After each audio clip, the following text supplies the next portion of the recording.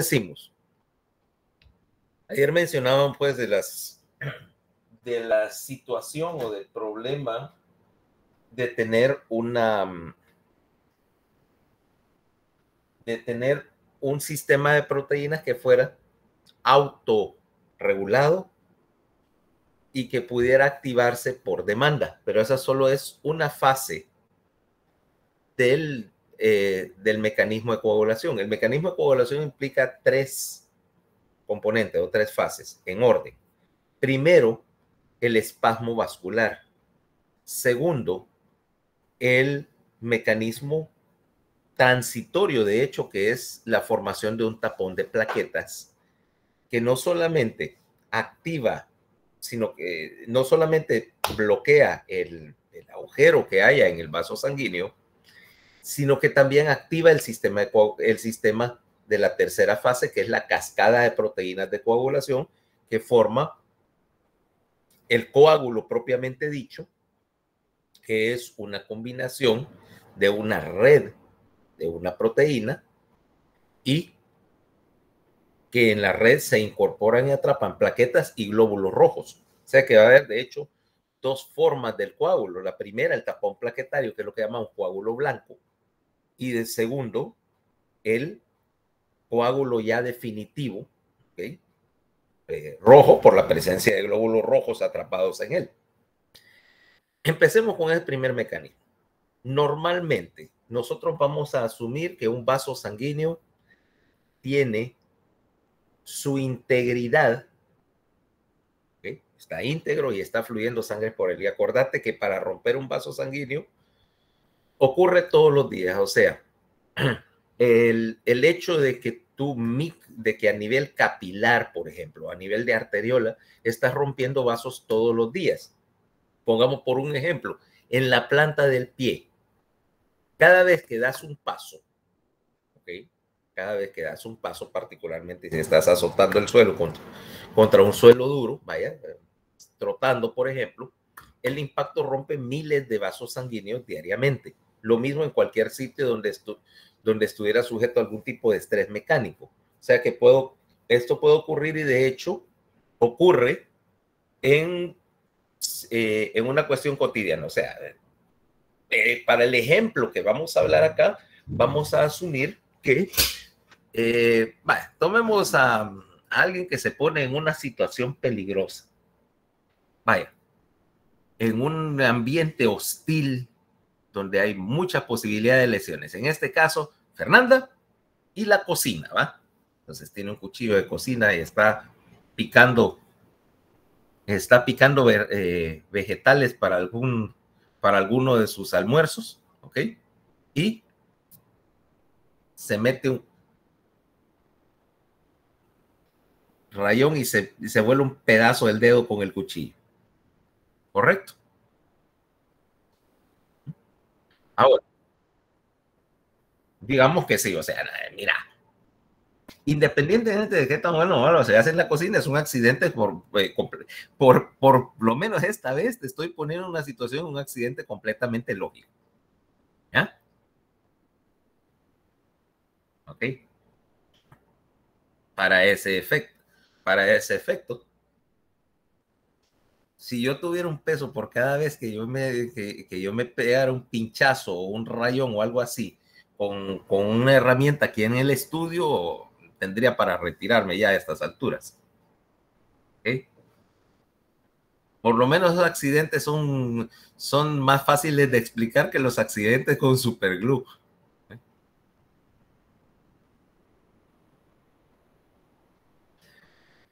Entonces, el primer punto es que ese vaso sanguíneo, cuando está íntegro,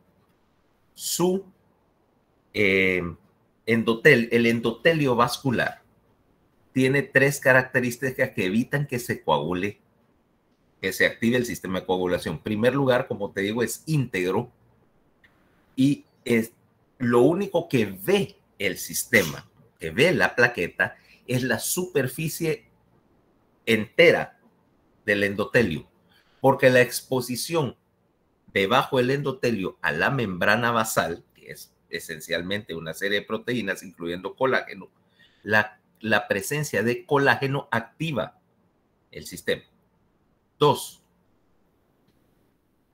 Aparte de que el endotelio es una sola continuidad, vaya, valiendo el término, aparte de tener una continuidad, también está recubierto por una capa de glucoproteína. ¿Okay? Todas las células están recubiertas de una capa de glucoproteína. Por lo tanto, todo el árbol vascular literalmente está lubricado con esta glucoproteína. 3.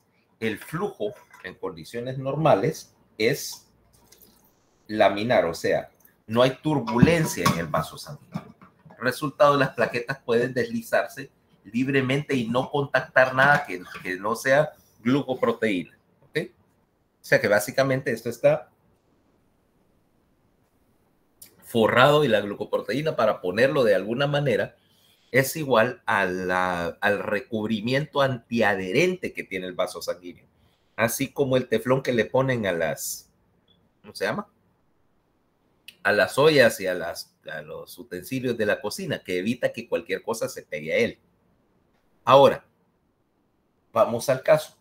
Si tenés una lesión de la integridad, o sea, si perdés la continuidad del endotelio,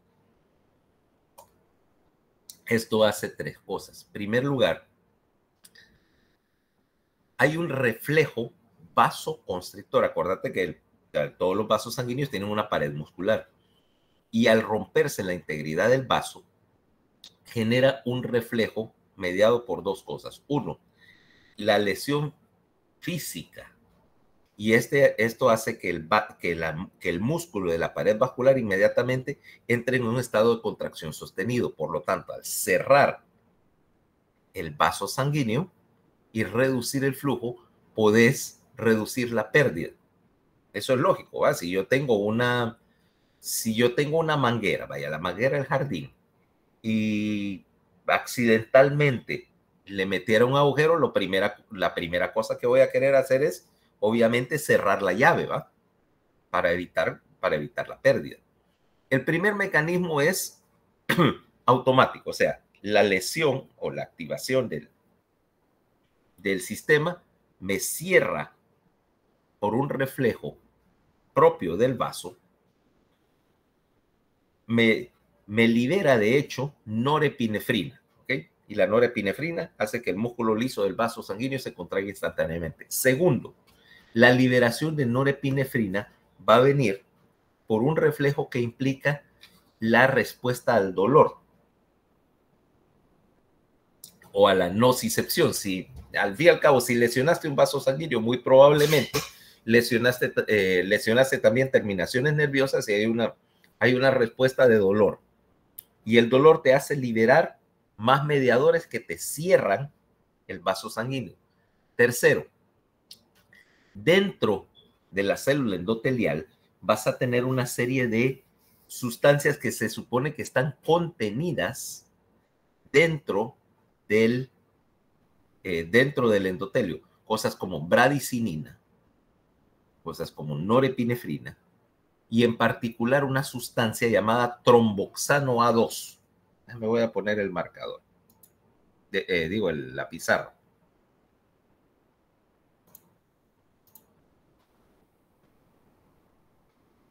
Dame un instante para que cargue. ¿Cargó ahí la pizarra en sus pantallas? Ok. Número 1, entonces. Espasmo vascular.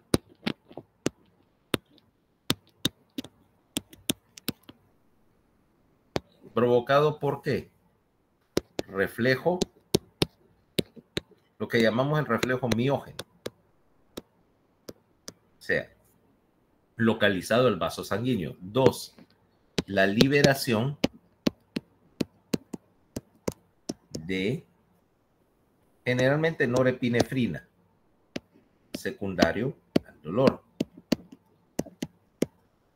Tercero, y más importante, lo que vamos a llamar autacoides. Autacoide es una sustancia que tiene un papel de mediación para crina, o sea, secretado localmente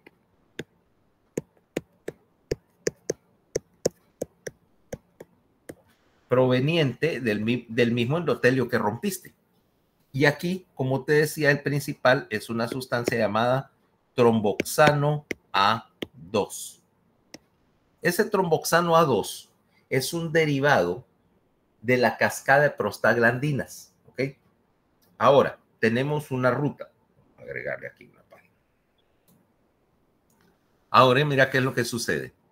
Si yo rompo el endotelio, rompo la membrana y la membrana está compuesta por fosfolípidos, ¿correcto?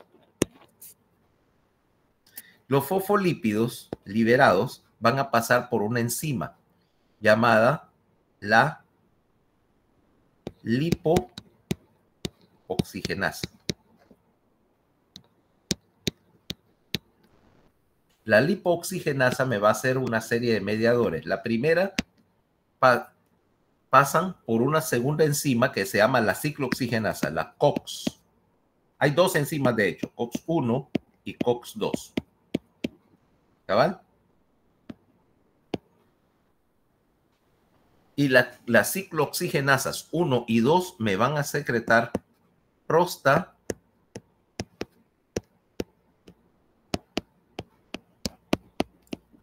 Y aquí tenés varias, por ejemplo, PGE2,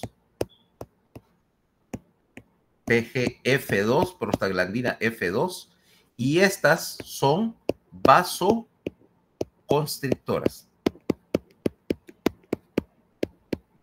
Pero también de la lipooxigenasa me va a generar un intermediario para activar otra enzima, la tromboxanosintetasa, que me fabrica tromboxano A2. El tromboxano A2, en primer lugar, es mucho más potente como vasoconstrictor y su efecto dura más. Puede durar incluso un par de horas. Y me está haciendo, por lo tanto, un espasmo vascular para reducir el flujo. Estoy reduciendo la pérdida. Ahora, este tromboxano A2 y esta prostaglandina F2 también van a participar en la segunda fase, que es la fase del tapón plaquetario. ¿Ok? Y por si te diste cuenta, aquí vamos a hablar de varias enzimas. Esas enzimas que tanto les gustan a ustedes.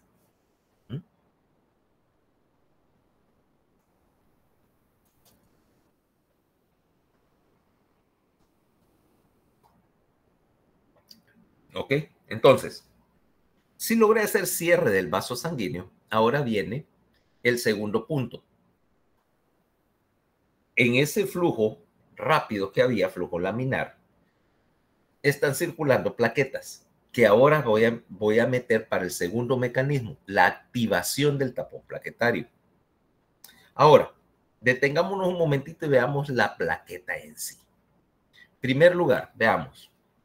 Portillo, ¿cuántas plaquetas deberías tener circulando en sangre ahorita? ¿Cuál es tu cuenta plaquetaria normal?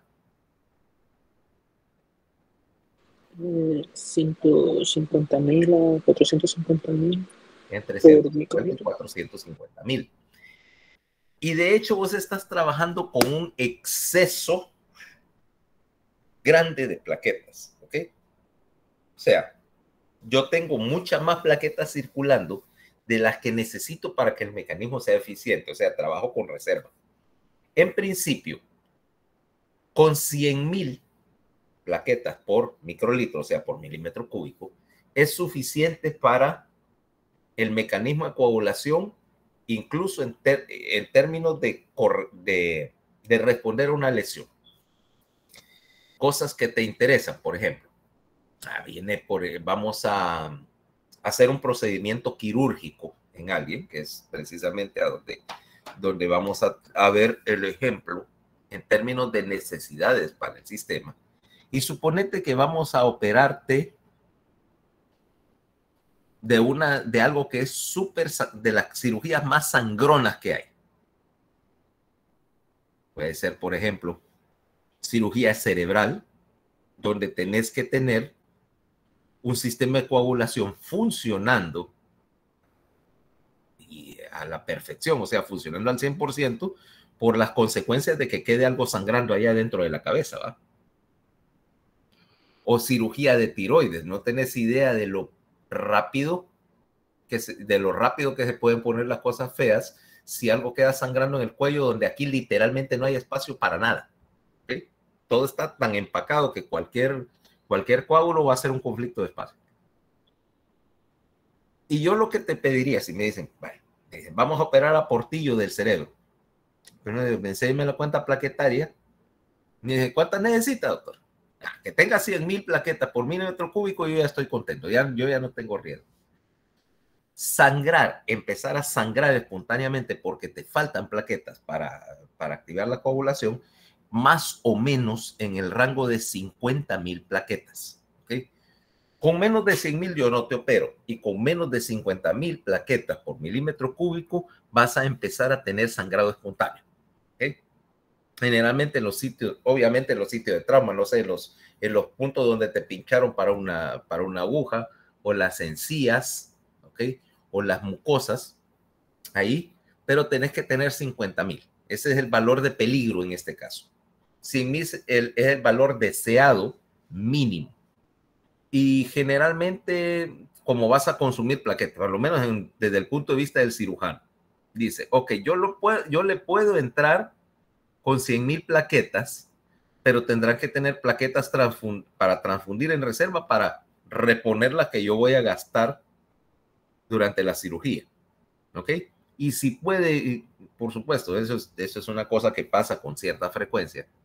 Si puede tener más de 100,000, y digo, traten de llevármelo a 150,000 para que yo entre sin tener que estar preocupándome, porque cuando estás trabajando en el rango de las 100,000 plaquetas, o sea, en el mínimo, tenés un estúpido sangradito en sábana. ¿Ah? O sea, no es que estás sangrando todo así a chorros, pero es como que te está, como aquello que te llora sangre al lecho quirúrgico, y es sumamente difícil de controlar, porque vos lo coagulás aquí, coagulás un vasito y se rompe otro, entonces es el juego de nunca acabar, y eso es tedioso hacerlo. Tengo maneras de activarlo, pero aquí todavía estamos en la plaqueta. De hecho, tenemos entonces las plaquetas circulando. ¿Y las plaquetas qué son? No, Portillo, vamos a poner, y no voy a molestar a Fernanda hoy. Si ella se lo cree, no, pero no le voy a preguntar a Fernanda. Katie, háblame un poquito acerca de las plaquetas. ¿Qué son? ¿Y cómo es su ciclo vital?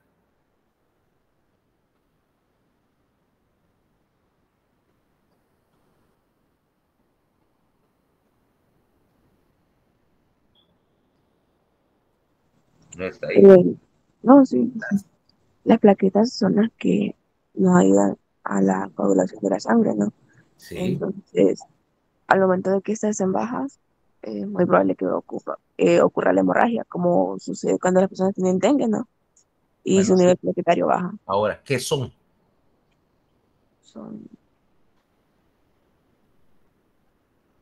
células de la sangre. Ya fallaste. A ver, alguien rescate a ver, Portillo tampoco, Portillo estudió. Linda, ¿qué es una plaqueta si no es una célula?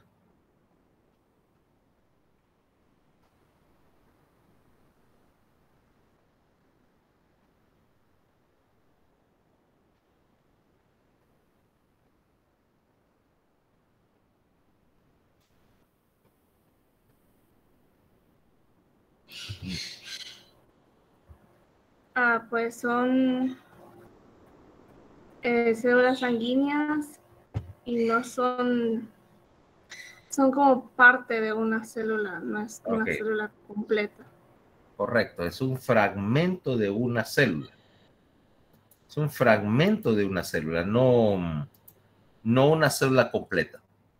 Eso implica que, y entonces se derivan como fragmentos de una célula, pero ¿cuál es la célula que la origina?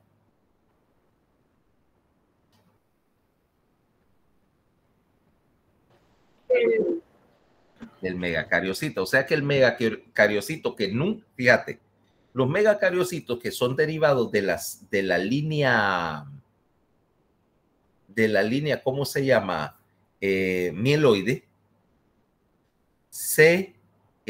¿cómo se llama? De la línea mieloide salen, o más bien permanecen en la médula, digo, no salen, sino que separan fragmentos de su citoplasma, pero no es un fragmento así simple, sino que antes de separar el fragmento modifican la membrana. Modifican la membrana de tal manera que tenga la capacidad de adherirse en las condiciones apropiadas. Salen a la circulación, correcto, y van a estar circulando por un tiempo limitado. La vida media de la plaqueta circulando, se te dice ahí en tu texto, técnicamente es de 8 a 12 días, pero las plaquetas se envejecen bien rápido y la vida media de la plaqueta real es menor que esos 8 días de la que está en circulación. ¿Por qué? Porque como son metabólicamente activas y se van deteriorando, aproximadamente toma unos 5 días antes que depleten la mayor parte de su ATP, y van a necesitar ATP para poderse adherir, ¿ok? Ahora, la superficie de la plaqueta está en condiciones normales cubierta por la misma glucoproteína que tiene el endotelio. Dice, bueno, bajo la idea de que si tenés un endotelio liso, no adherente, ¿no? Teflonizado, y una plaqueta también teflonizada, una no se va a pegar al otro, ¿okay? Puede entrar en contacto con el endotelio normal, pero no se va a adherir. ¿Qué más hay ahora? ¿Qué hay adentro de la plaqueta? O sea, porque está el envoltorio de su membrana. ¿Y adentro qué tenés? A ver, ¿qué me puede decir? Linda, vaya, sigamos con la... ¿Qué hay adentro de la plaqueta?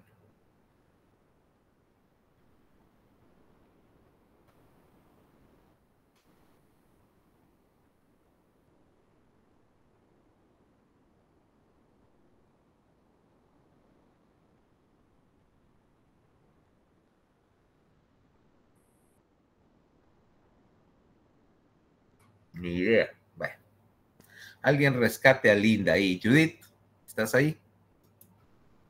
Sí. Okay. Proteínas contráctiles.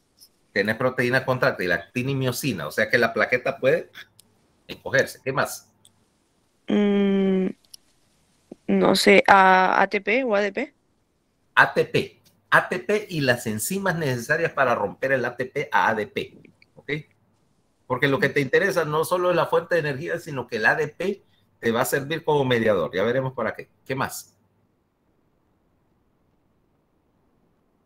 Ahí, según el libro, una proteína que se llama el factor estabilizador de fibrina. El factor estabilizador de fibrina o factor 13, ¿ok? Y vas a ver, después vamos a hablar lo de la numeración ahí. Factor estabilizador de la fibrina o factor 13, ya te voy a explicar. Eso en términos químicos es lo que se llama un crosslinker, ¿ok? Y vamos a hablar después cuando hablemos, vamos a hablar un poquito de la interesante ciencia de las cosas que se hacen pegajosas. ¿Okay? Un crosslinker va a tener también las enzimas necesarias para fabricar tromboxano y prostaglandinas, ¿ok? A partir de los fosfolípidos, ¿ok? Corrijo, por cierto, con la vía de los fosfolípidos que me falta. Me había tragado una enzima acá. Antes de pasar por la lipooxigenasa que me va a dar todo esto, va a pasar por un paso, el fosfolípido, que es una enzima llamada la fosfolipasa A2. Y la fosfolipasa A2 me va a dar un intermediario.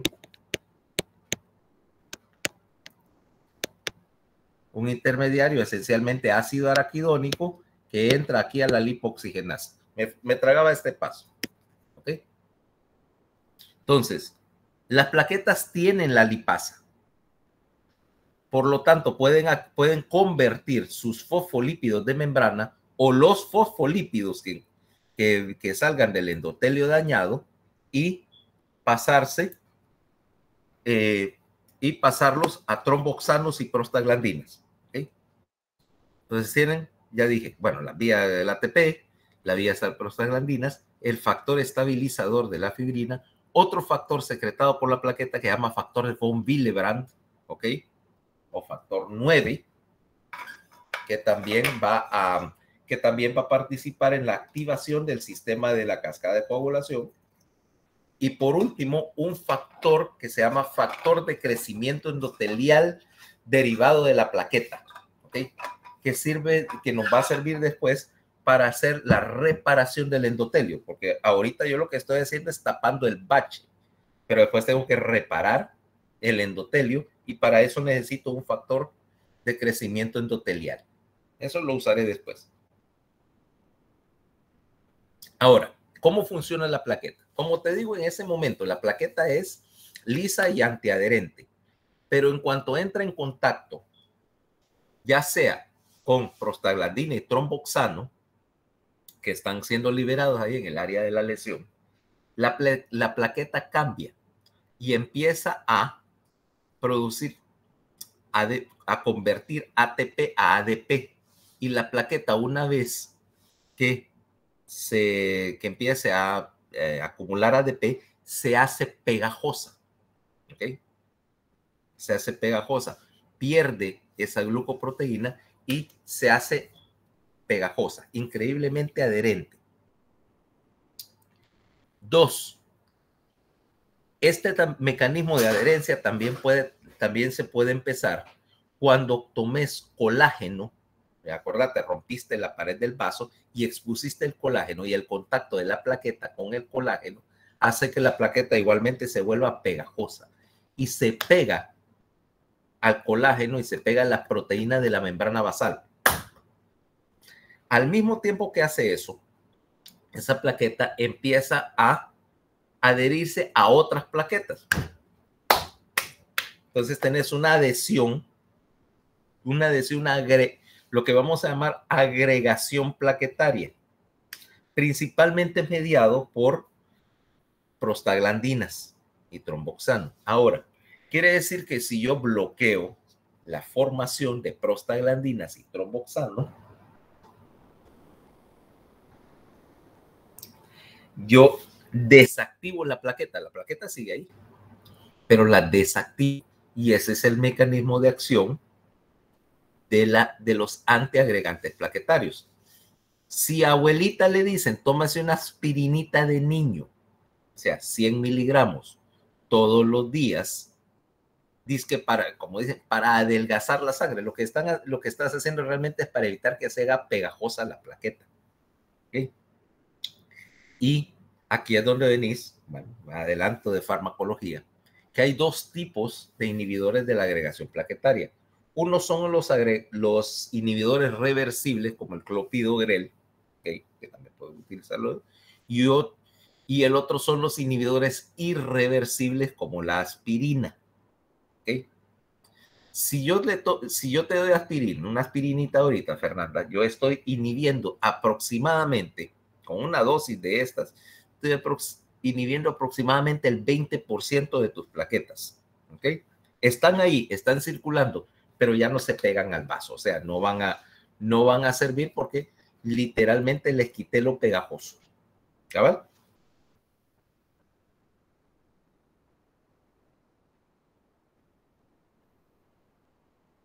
Es con la aspirina, el síndrome de Reye, pero eso es solo en ciertas condiciones y básicamente porque la aspirina te bloquea una serie de rutas enzimáticas en el hepatocito.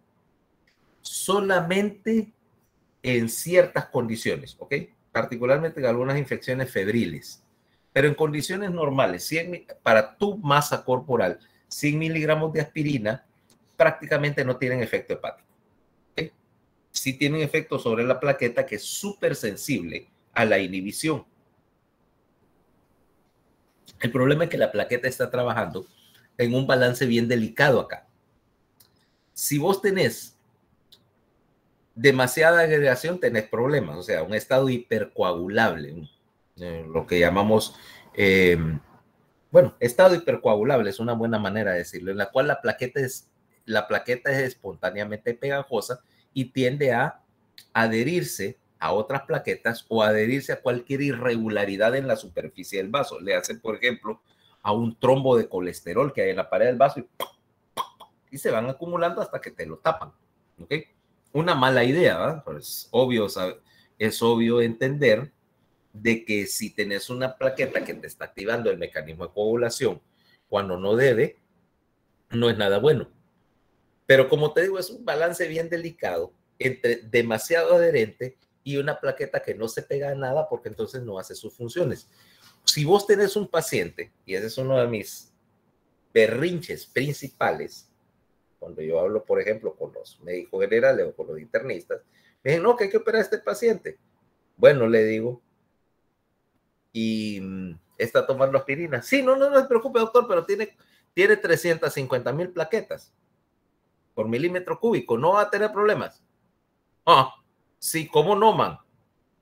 Tiene 350,000 plaquetas, pero lo tenés hace una semana con aspirina. De esas 350,000 no sirve ninguna. Brother, hay que esperar porque como es irreversible, y ahí es donde viene el problema, los inhibidores irreversibles, tenés que esperar a que esa plaqueta, el sinusoide del vaso, la capture, la desintegre y sea sustituido por una plaqueta nueva que viene sin inhibir, ¿ya? Entonces, por eso es que si hay una de las cosas que más detestan los cirujanos son los pacientes que estuvieron tomando aspirina, durante casi crónicamente para la circulación y que los meten al quirófano sin avisarle a uno, porque después uno es el que tiene que lidiar con un sangradito y dice, bueno, cuando uno empieza a ver aquel sangradito que viene de piel, este paciente está antiagregado, ¿ah? Está antiagregado. Recuérdense, cuando ustedes metan un inhibidor como la aspirina, o se le transfunden plaquetas si es una urgencia, o hay que esperar de 3 a 5 días para que las plaquetas que están inhibidas se sustituyan por plaquetas nuevas, ¿ok? Por favor, no vayan a meter un paciente antiagregado al quirófano sin avisarle a alguien. Primer lugar, por la seguridad del paciente. Segundo lugar, por su propia seguridad, porque adivina qué va a pasar cuando termine la cirugía.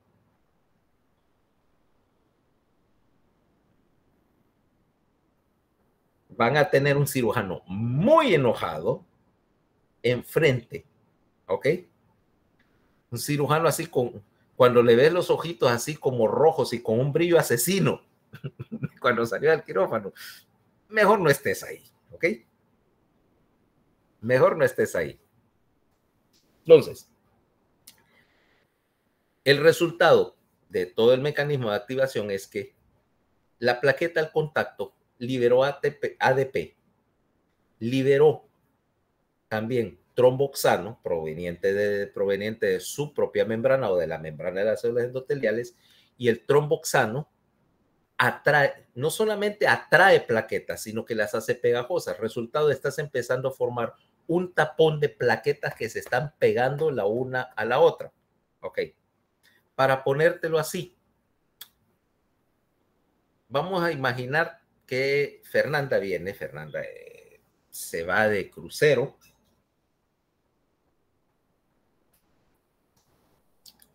y, bueno, está en su barquito y de repente viene el barco así como en una película donde el barco choca con un gran pedazo de hielo. ¿Cómo era que se llamaba la película?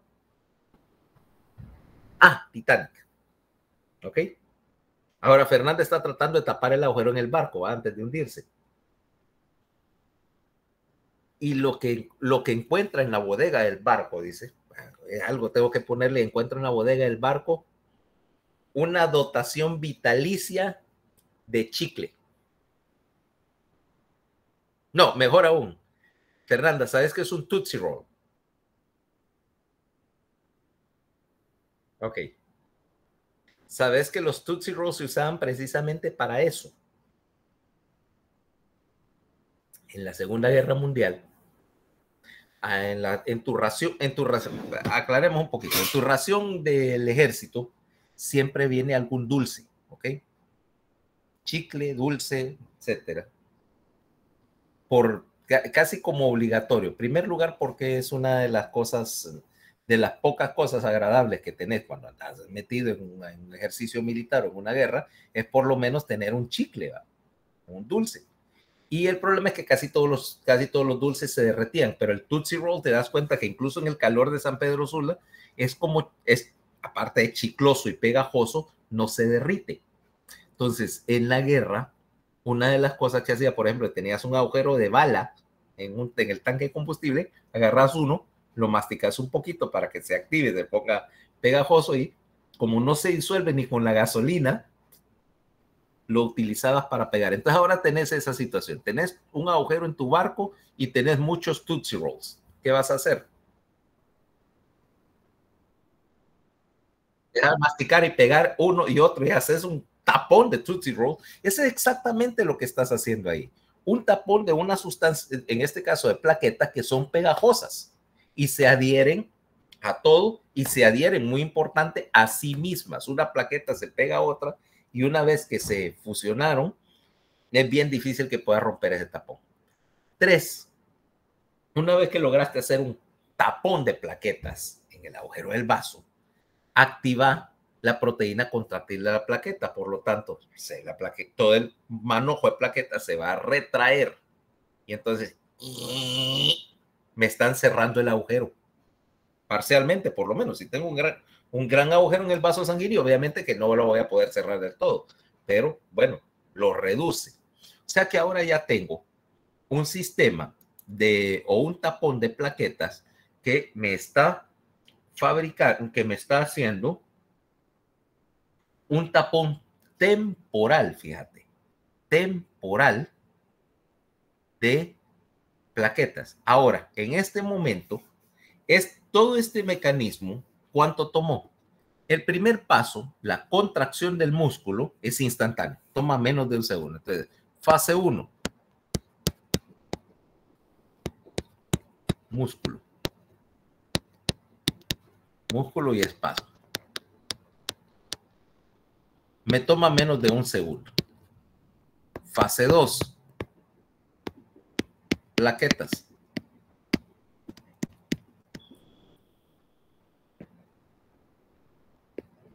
$15 a 20 segundos. Hasta ahorita tenés lo que vamos a llamar coágulo blanco. ¿Ok? Temporal. Pero este es tiempo suficiente para empezar a trabajar con el tapón definitivo, que es de lo que vamos a tratar ahora, el sistema de la cascada hemostática o cascada de coagulación. Ahora, es donde vamos con la idea de que tu sistema de coagulación es, si te das cuenta, bien complejo, mediado por una serie de proteínas que vamos a llamar factores de coagulación. Mira, tenés 1, 2, 3, 4 y tenés 13 factores de coagulación más estos dos, precalicreína y quininógeno de masa molecular alta, mejor le decís HMWK, ¿ok? Que es la abreviatura en inglés, pero suena como más fácil de recordar, HMWK. Okay.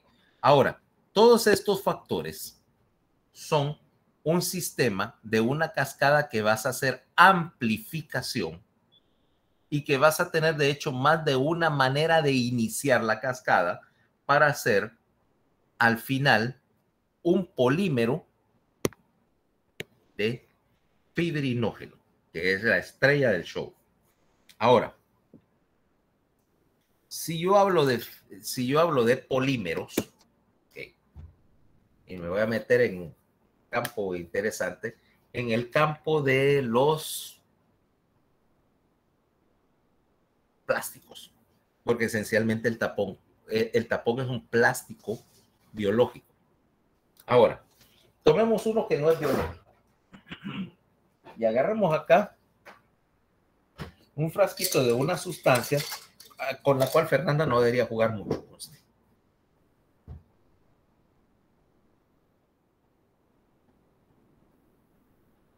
Superglue.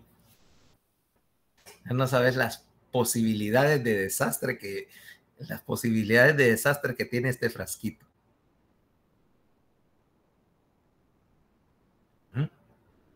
Ahora, ¿cómo trabaja esto?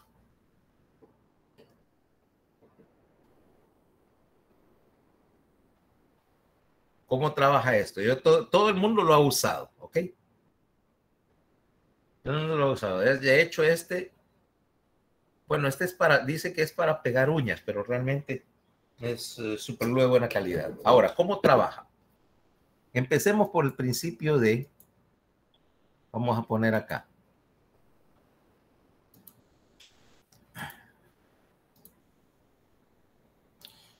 Para polimerizar algo, yo tengo la molécula base.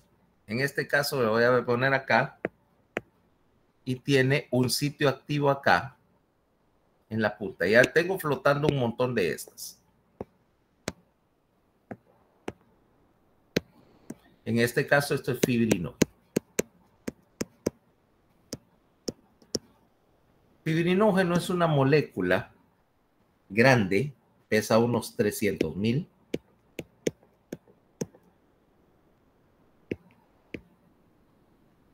Y tenés una concentración rutinaria en sangre del fibrinógeno, que es un producto del hígado, de hecho es del hepatocito, y el fibrinógeno tenés de 100 a 300 miligramos por decilitro, o sea, por 100 cc, flotando en su versión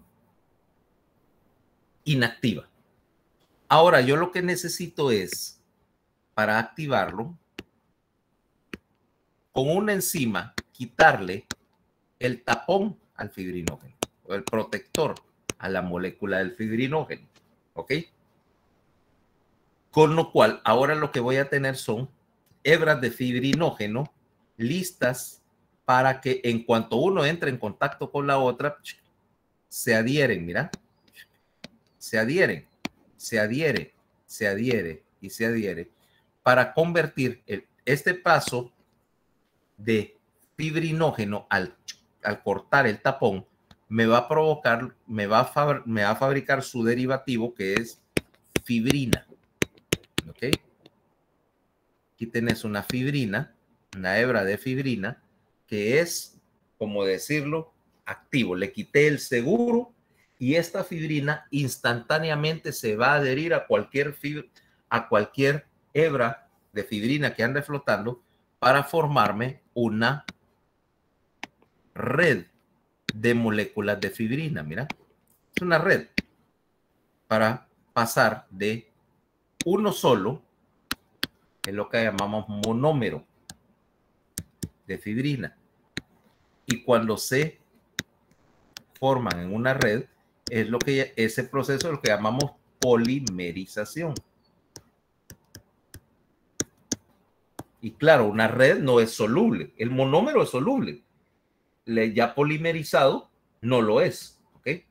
Es lo mismo que está sucediendo con tu frasquito de Superglue. El monómero, en este caso del pegamento, se llama etilcianoacrilato. Cuando entra en contacto con la humedad del aire o con una sustancia básica, por ejemplo, bicarbonato de sodio, pierde la parte de etil y entonces tenés la parte de cianoacrilato que se puede adherir a sí misma o a otras sustancias. Entonces hace una red de cianoacrilato que al final lo que estás fabricando de hecho es un plástico acrílico que se fabrica solo, ¿va? Que se polimeriza solo al contacto con la humedad del aire. Por eso es que este está en un frasquito cerrado para que no se, y refrigerado para que no se para que no se arruine, porque no el tubito me dura unos cuantos días nada más. ¿Ok? Entonces, estás haciendo polimerización de la fibrina para hacer una red. Y si yo tengo una red donde se van a adherir más plaquetas, donde se van a adherir glóbulos rojos, que son mecánicamente más, aparte de más grandes, más resistentes, y hacerme el coágulo definitivo, ¿ok? Y luego a ese polímero, lo que voy a hacer es que en ese momento el coágulo, todavía los fibras, los monómeros de fibrina solo están débilmente unidas. Ahí es donde le agrego el factor estabilizador de la fibrina que me hace enlaces entre una fibra de colágeno y otra. Eso es lo que llamamos crosslinking. Cuando haces crosslinking, entonces lo que haces es que endureces la red de fibrina. ¿Ok? Yo no sé si ustedes han, qué tanto les gusta estar jugando con cosas como adhesivos, ¿va? Pero sí, me imagino que alguna vez has trabajado, has visto un coágulo, Fernanda, un gel. Okay. Si vos tomás un coágulo, bueno, este proceso inicial para hacer la red toma un par de minutos, pero el coágulo es una cosa gelatinosa, ¿no? Blanda.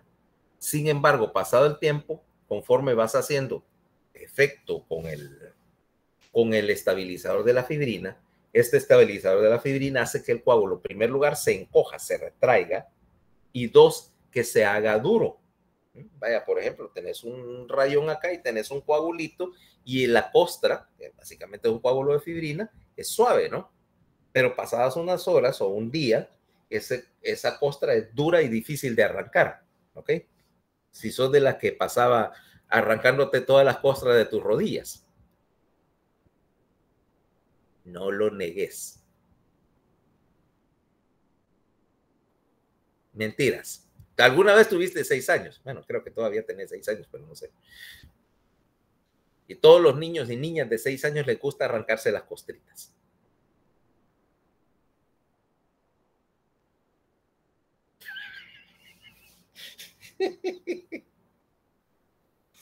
Ok. Pero entonces lo que tenés es necesitas un paso de formación del coágulo y un mecanismo para activar la conversión del fibrinógeno inactivo a fibrina, que es activa, y la polimerización de la fibrina es automática, ¿ok? De hecho, tu principal problema va a ser evitar que el fibrinógeno se active que se active así en condiciones inapropiadas. 1. 2. Necesitas una cantidad suficiente de fibrinógeno, como te dije, 100 a 300 miligramos por decilitro de fibrinógeno circulando en el plasma para que haya bastante para cualquier necesidad. Pero los factores activadores no necesitas una gran cantidad porque puedes hacer una cascada.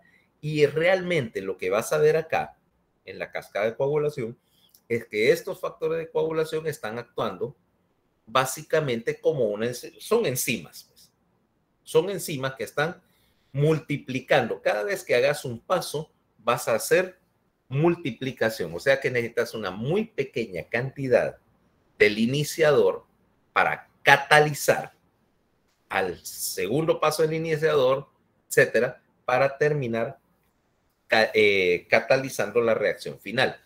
Mi objetivo último es convertir fibrinógeno a fibrina y que se ensamble. Partimos desde ese punto, ¿no? Entonces, ¿qué es lo que vamos a ver entonces en esta situación?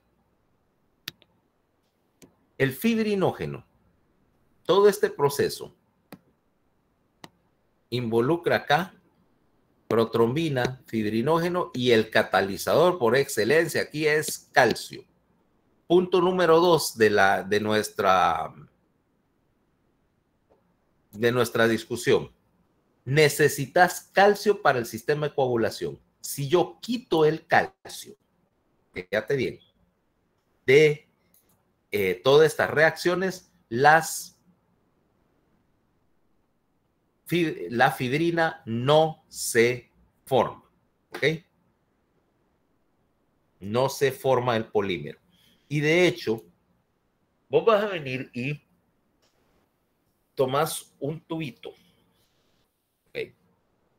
¿Quiénes de ustedes han trabajado alguna vez en un laboratorio de laboratorio de clínico?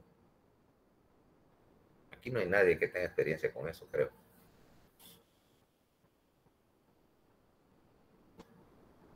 No. Ahora, bueno, vamos a adelantarte un poquito. Si vos vas al hospital y vas a ver a dos internos, ves que una de las cosas que todo interno tiene que tener por ahí a la mano son tubos para muestra de sangre, ¿va? Una de las cosas que más te va a tocar hacer es enviar una muestra al laboratorio. O vengo yo y está pasando visita, mira, tomámele tal prueba a ese paciente, necesito que le hagan, no sé, glucosa, hacérmele tiempos de coagulación, aquel hacer tal y cual cosa. Y uno de tus tareas va a ser andar después con una jeringa pinchando pacientes y mandando muestras al laboratorio. Ahora, si has visto los tubitos de ensayo esos, te has dado cuenta que tienen tapones de diferente color. ¿Fernanda?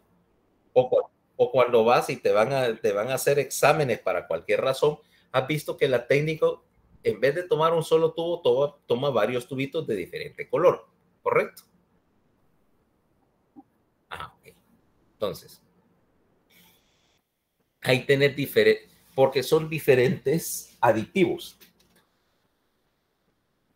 Okay.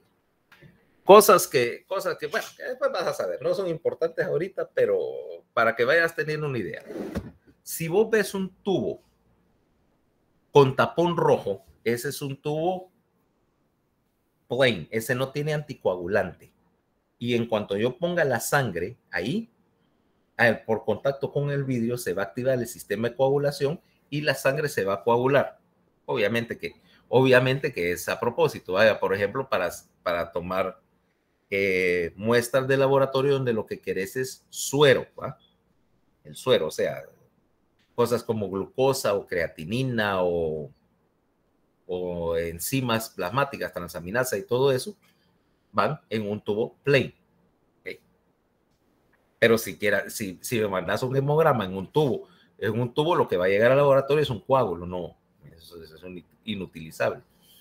Tus tubos para hemograma son de tapón morado, eso es universal, ¿ok? Esos colores que te digo son estándar en todas partes, para que si yo llego a un hospital en, no sé,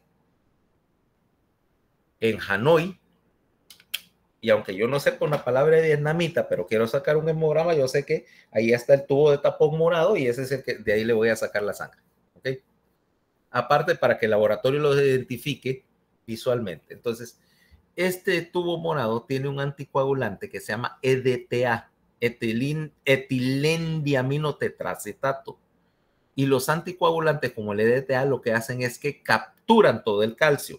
Si no hay calcio, ¿a dónde voy? Si no hay calcio, no hay coagulación. ¿Okay? El principal mecanismo para evitar la coagulación es eso. Si yo voy a utilizar para hacer tiempos de coagulación, ya vámonos a la medida del sistema de coagulación y le pido a alguien, dame un tubo de tiempos.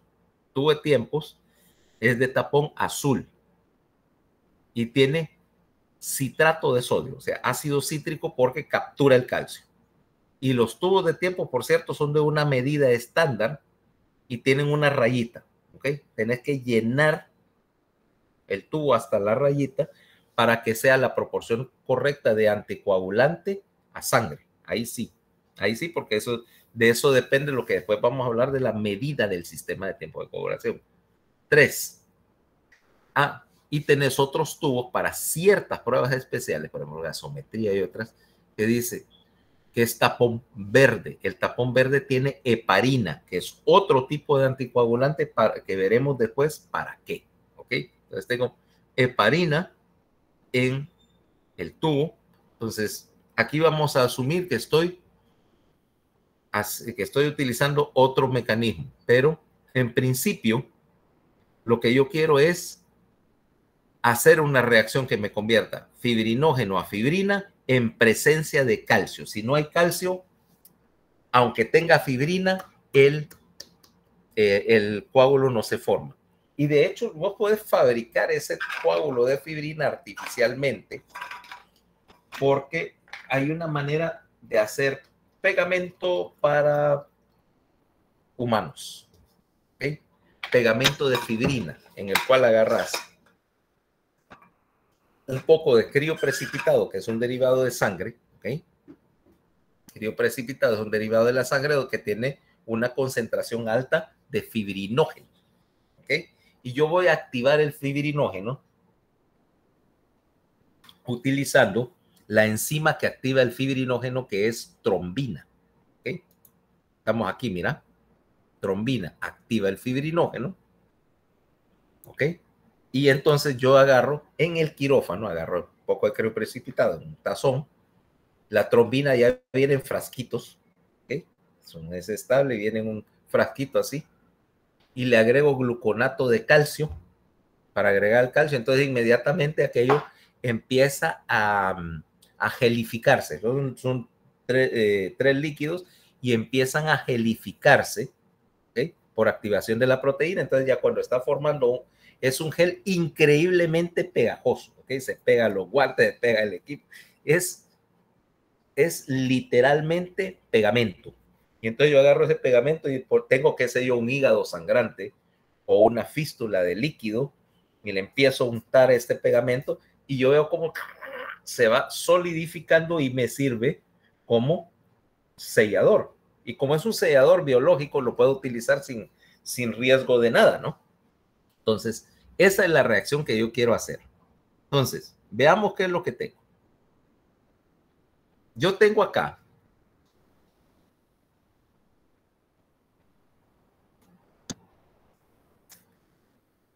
esta enzima, mira, protrombina. Su nombre lo dice, es pro. Cuando veas pro aquí, quiere decir es el precursor de la enzima.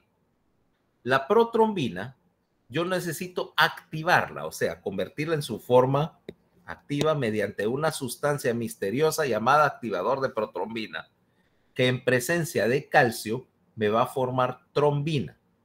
La trombina actúa sobre el fibrinógeno, como ya explicamos, quitándole el protector y convirtiéndolo en monómero de fibrina, que en presencia de calcio, otra vez, me va a formar las fibras de fibrina, o sea, el polímero de fibrina. Y al polimerizarse me están formando una red de fibras. Ahora, la trombina trabaja en dos sitios. Uno es sobre el fibrinógeno y segundo, activando el factor estabilizador de la fibrina o factor 13.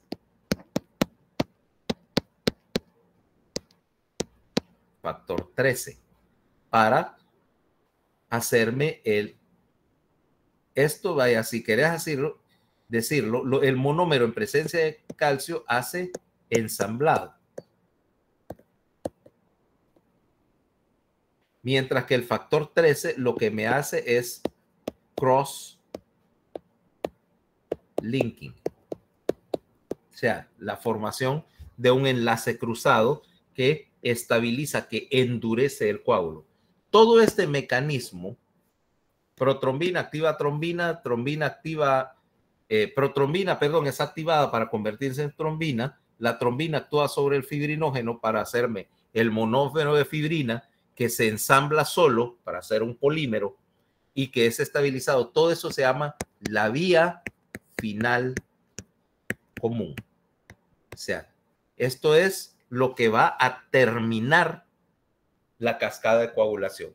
Ves que esta es una enzima, por lo tanto aquí tengo multiplicación.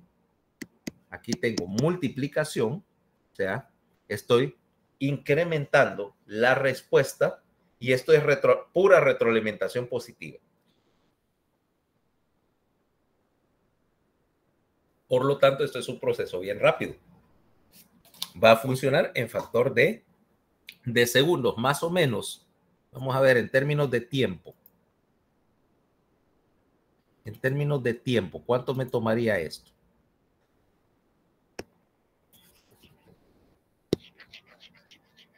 Solo déjame borrar acá.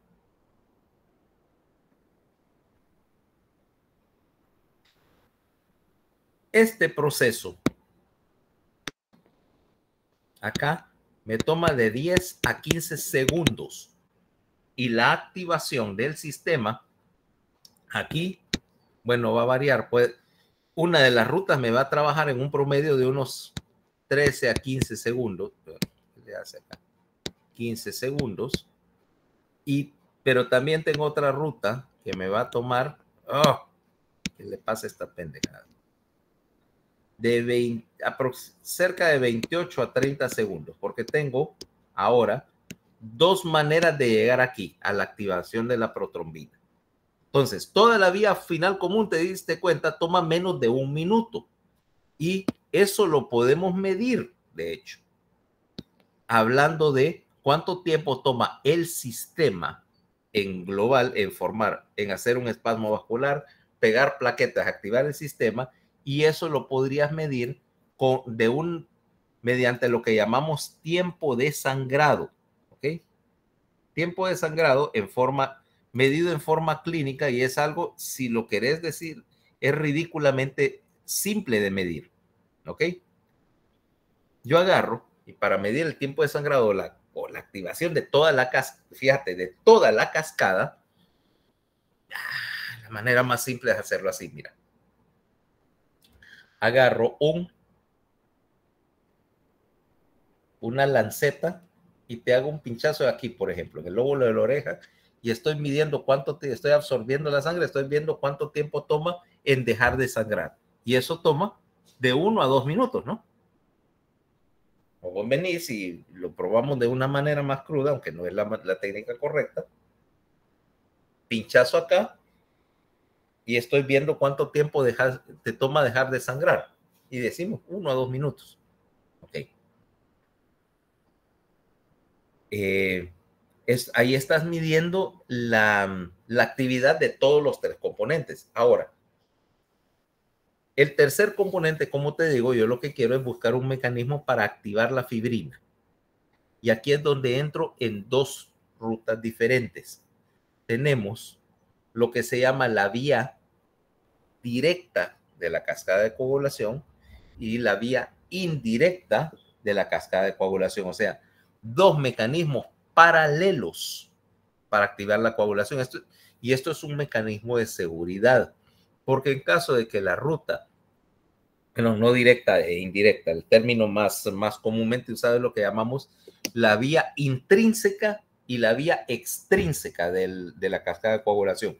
En condiciones normales, las 2 rutas están funcionando, o sea que tenés 2 maneras diferentes de activar la protrombina. Y por supuesto es un mecanismo de seguridad, porque quiere decir que si una de las 2 vías no terminara o no trabajara suficientemente rápido, la otra vía es independiente y me permite que incluso pudiera tener una de las 2 vías completamente inhibida y la otra vía me está manteniendo la cascada de coagulación funcionando. Por razones obvias, ¿va? Por razones obvias. Ese es un sistema que querés que funcione el 100% de las veces que necesitas. Ahora, ¿cómo trabajan las vías intrínseca y extrínseca? Empecemos por ver, bueno, ya hablamos de la vía del fibrinógeno, hablemos de la protrombina. Esta es una enzima, te dije, y es más pequeña. Esta pesa unas 68,000 y pico, o sea, es más pequeño y, ¿cómo se llama? Se fragmenta por mitad, o sea que la trombina activada pesa unos 34,000, ¿ok? Es una proteína pequeña y bien soluble. Ahora, lo que vamos a hacer es acá. empezar con esta vía. Esta vía primera es lo que llamamos la vía extrínseca, ¿ok? Fíjate bien. Necesitas algo para iniciar el sistema de coagulación y el primer paso es algún tipo de traumatismo en el cual el vaso se rompió o se dañó. Cuando el traumatismo del tejido me daña células, estas células empiezan a soltar una serie de mediadores llamados colectivamente factor tisular. No es una sola sustancia, es una mezcla ahí de diferentes cosas. Y el factor tisular me va a encender la cascada que empieza aquí, mira, con un factor llamado el factor 7. El factor 7, una vez que se activa, se convierte en factor, obviamente, 7 activado, que va a hacer un proceso de multiplicación. Ahora, el factor 7, junto con el factor tisular, son capaces de activar otra proteína que está circulando, el factor 10. Este factor 10 se convierte en 10 activado, ¿ah? En presencia de calcio, ¿ok? Nuevamente, si no hay calcio, no hay reacción. Este factor 10, una vez que se activó, ¿ok?, va a unirse a otro factor llamado factor 5. Ok, entonces, factor 10 más factor 5 igual a activador de protrombina.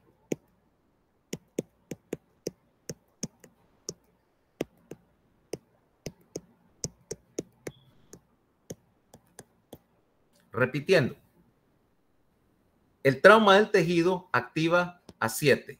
7 ya activado, activa a 10. ¿Va?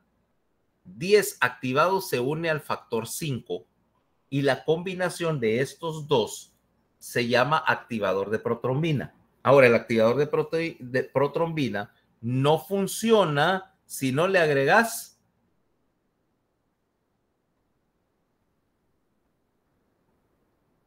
calcio. Otra vez, fíjense bien, la importancia del calcio acá es precisamente que una de las cosas que me va a afectar la actividad del sistema de coagulación es precisamente la presencia o ausencia de calcio. Si yo empiezo a jugar con las concentraciones de calcio aquí localmente, voy a tener problemas encendiendo el sistema. El activador de la protrombina me convierte la protrombina en trombina en presencia también de calcio. O sea, aquí caemos a la vía final común.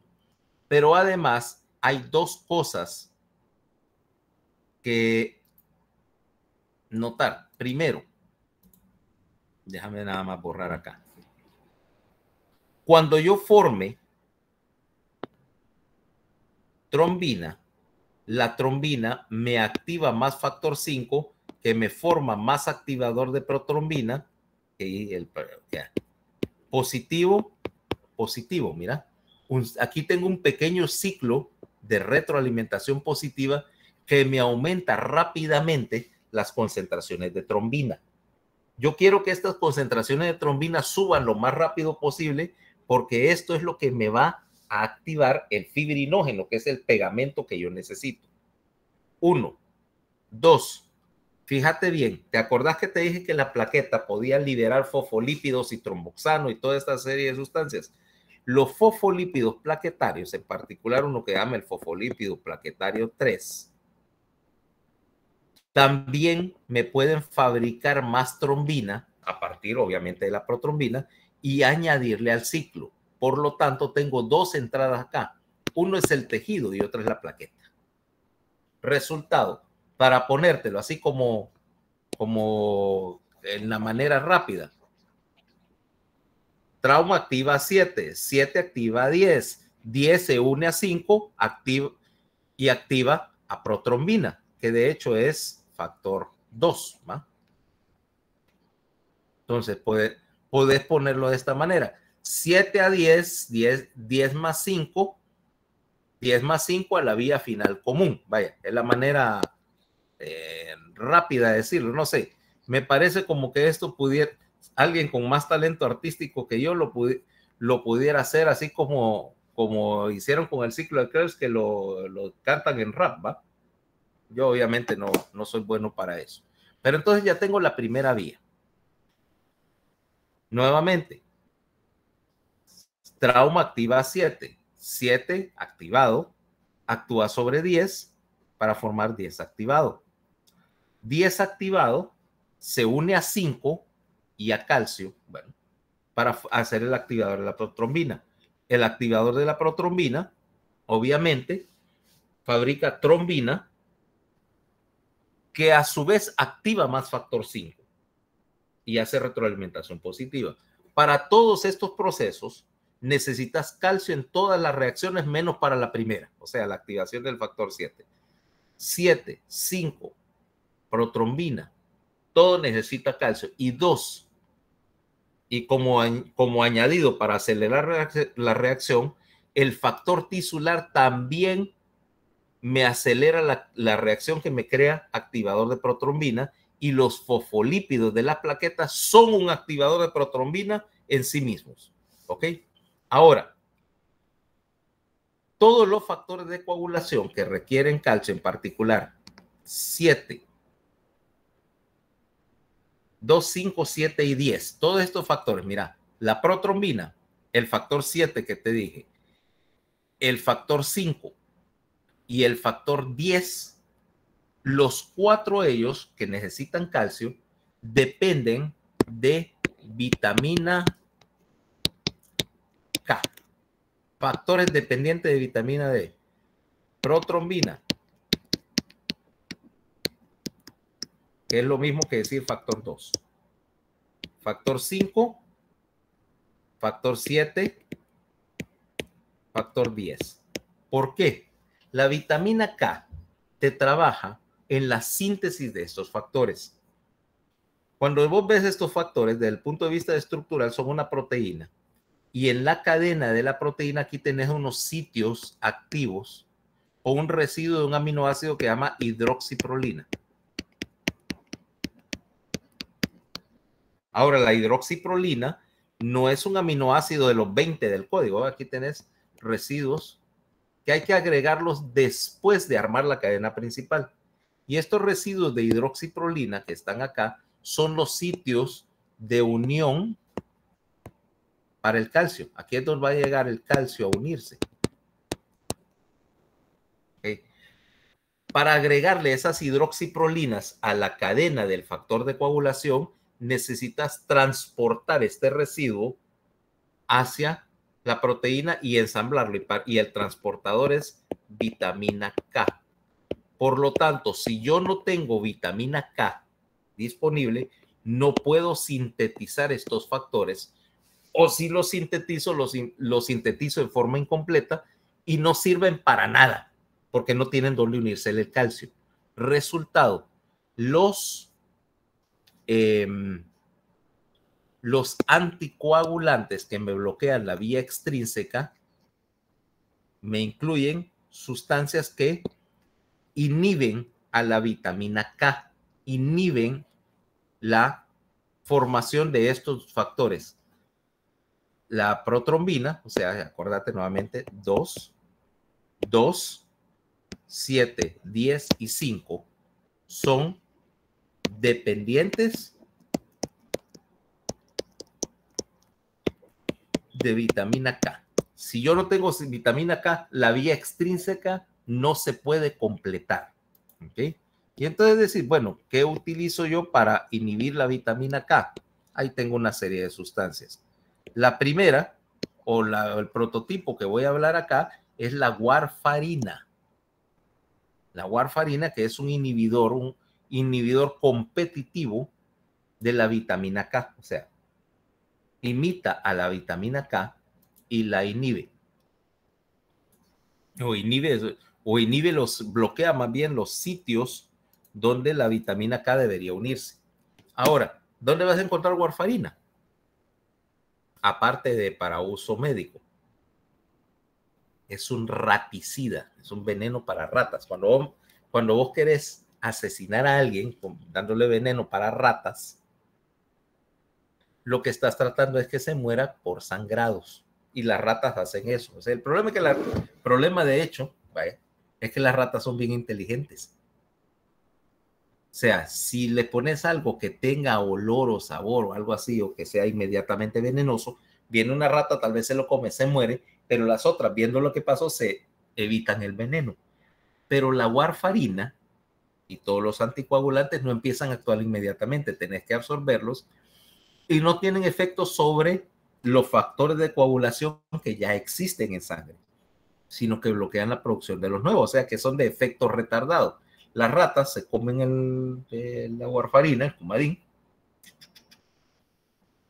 no notan nada extraño, se van a su madriguera y se mueren un par de días después por hemorragias internas, ¿ok?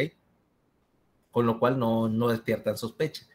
Y como las ratas son caníbales, pues si no sabías, las ratas comen ratas muertas en particular, entonces sencillamente ingieren el veneno por canibalismo y entonces matas a toda la colonia sin necesidad de...